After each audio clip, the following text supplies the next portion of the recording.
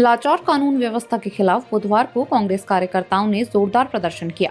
कार्यकर्ता कांग्रेस जिला अध्यक्ष भगवत सिंह डसीला के नेतृत्व में एसबीआई तिराहे पर एकत्र हुए और राज्य सरकार का पुतला दहन किया। वक्ताओं ने कहा कि उत्तराखंड में महिलाएं और बेटियां सुरक्षित नहीं हैं। यदि शीघ्र इस व्यवस्था में सुधार नहीं हुआ तो आंदोलन शुरू किया जाएगा, जिसकी जिम्मेदारी भाजपा सरकार की होगी। कांग्रेस नेताओं ने आरोप लगाया कि प्रदेश में कानून व्यवस्था नाम मात्र की रह गई है और भाजपा से जुड़े नेता लगातार आपराधिक घटनाओं में संलिप्त पाए जा रहे हैं, लेकिन सरकार उन्हें संरक्षण दे रही है। उन्होंने नैनीताल में भाजयुमो नेता पर दर्ज पॉस्को व दुष्कर्म मामले में ठोस कार्रवाई न होने पर नाराजगी जताई। नेताओं ने कहा कि सरकार ने बेटी बचाओ बेटी पढ़ाओ जैसे नारों को मजाक बना दिया है। जब सत्ता में बैठे लोग ही अपराधियों को संरक्षण देंगे तो आम जनता का न्याय पर से भरोसा उठ जाएगा। इस मौके पर पूर्व जिला पंचायत अध्यक्ष हरीश ऐठानी, पूर्व ब्लॉक प्रमुख राजेंद्र टंगरिया, देवेंद्र सिंह परिहार, लक्ष्मी धरम सत्तू, दिनेश कुमार, ललित गिरी, कुंदन गिरी और अर्जुन कुमार सहित अनेक कांग्रेस कार्यकर्ता मौजूद रहे।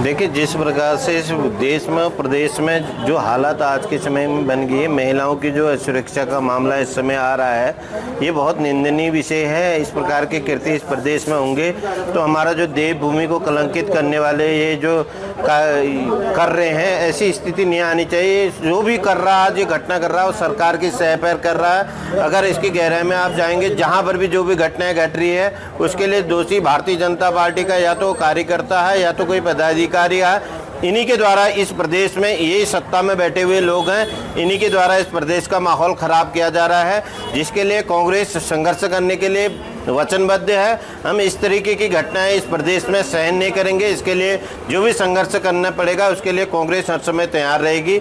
और हम ये भी निवेदन करना चाहते हैं कि भाई जो भी इसमें दोषी हैं उनको कठोर से कठोर सज़ा मिलनी चाहिए। उनको जो एक्ट उसमें कठोर हो सकते हैं, जो कठोर सज़ा उनको मिलनी चाहिए। नवल किशोर टमटा, जिला अध्यक्ष कांग्रेस 80 विभाग बागेश्वर। राजा जब आत्ममुग्ध हो जाता है, वो अपना गुणगान चाहे हल्द्वानी के कार्यक्रम में अपने लिए धाकड़ धामी वाला गाना गवाएं, चाहे श्रीनगर में अपनी आरती उतराएं, तो राजा जब निरंकुश हो जाता है तो उसके नीचे के सिपाही सरदार भी सब निरंकुश हो जाते हैं। लगातार भाजपा के महामंत्री, चाहे कमलेश बोरा, ये दुग्ध संघ के अध्यक्ष बोरा हो, मुकेश बोरा हो, चाहे चंपावत के महामंत्री हो, चाहे सल्ट के महामंत्री हो, लगातार महिलाओं पे अत्याचार की घटनाएं भाजपा सरकार में लगातार बढ़ रही हैं। बेटी बचाओ बेटी पढ़ाओ का नारा देने वाली सरकार आज बेटियां सुरक्षित पूरे क्षेत्र में नहीं है। अंकिता भंडारी हत्याकांड में वीआईपी जो भाजपा का था वो अभी तक पता नहीं चल पाया है। चमोली में पिंकी हत्याकांड का पता नहीं चल पाया है। लगातार महिलाओं पर जो दुष्कर्म की घटनाएं बढ़ रही हैं, भाजपा सरकार निरंकुश होती जा रही है। इन लोगों ने जिस तरीके से माहौल यहाँ पर बनाया है, तो कहीं ना कहीं सारी जगहों पर लोगों को इसका परिणाम देखने को मिल रहा है कि किस तरह से इनके कार्यकर्ता निरंकुश होते जा रहे हैं और महिलाओं पर अत्याचार लगातार बढ़ता जा रहा